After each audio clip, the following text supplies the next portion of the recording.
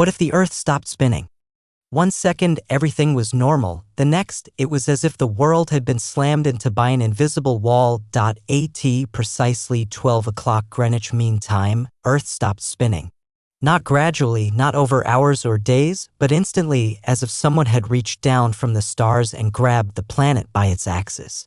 Oceans surged, buildings crumbled, and billions were flung eastward at over 1,000 miles per hour. The speed Earth had been rotating at the equator until, abruptly, it wasn't. Cities along coastlines were obliterated by mega tsunamis. The momentum of the oceans, now unbalanced, crashed violently against continents. Entire islands disappeared beneath walls of water. On land, anything not anchored to bedrock was tossed like confetti. Skyscrapers leaned and cracked. Planes fell from the sky. Trains and cars skidded uncontrollably. The human body, so delicately tuned to gravity and inertia, was unprepared. Those who survived were the ones already underground: miners, subway workers, soldiers in bunkers, or in the rare vehicles moving westward at just the right speed to counteract the shock. And then silence. Not the peaceful kind, but the kind that follows catastrophe. The kind filled with smoke, static, and the soft hissing of dust settling over ruins. The planet had become still. And everything changed. With the sudden halt, Earth was no longer a spinning sphere with a 24-hour day. Instead, it had effectively locked one side facing the sun permanently. This was called tidal locking, something theorized for other planets, but never imagined for Earth.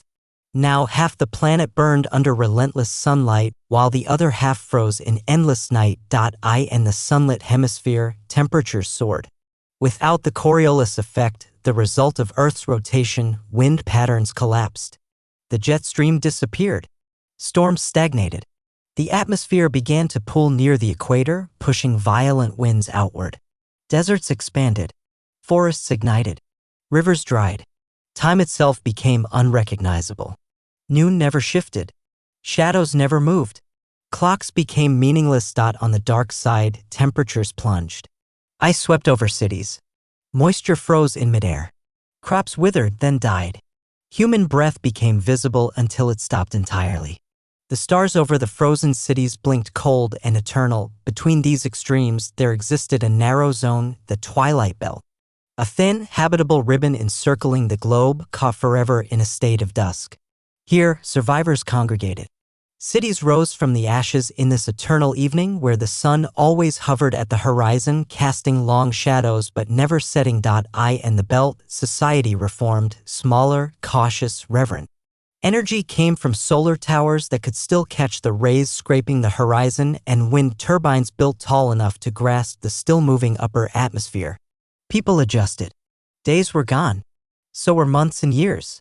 Calendars stopped making sense. Time was marked by heartbeat, by breath, by the slow and careful steps forward in a motionless world. Culturally, the world fractured. The bright-siders, those living near the burning edge, became harsh survivalists, learning to live under scorching heat and unforgiving sky. The frostborn, the edge of the frozen dark, adapted to the cold and silence, huddling in geothermal shelters. But the Belfolk, caught in eternal dusk, became the new keepers of civilization. Artists, scientists, farmers, all who remembered how things once turned, and though Earth no longer spun, it still orbited the sun. The seasons were gone, but the stars still moved, slowly. Telescopes became sacred objects. The sky was now a museum. And in that sky, people looked for answers or a rescue. Perhaps another planet. Perhaps a way to start the Earth turning again, but some didn't want that, because, for all the terror and loss, stillness had brought a kind of clarity. Humanity no longer rushed from hour to hour. There was no morning commute, no ticking deadlines. No time zones. No jet lag. Only now, a permanent now drawn in amber twilight. And in that stillness, something strange happened. People listened to each other. To the wind. To the quiet creak of the planet adjusting to its new reality, and maybe in the end, Earth wasn't meant to spin forever. Maybe we were just supposed to stop. Just once. And figure out how to live without the turning.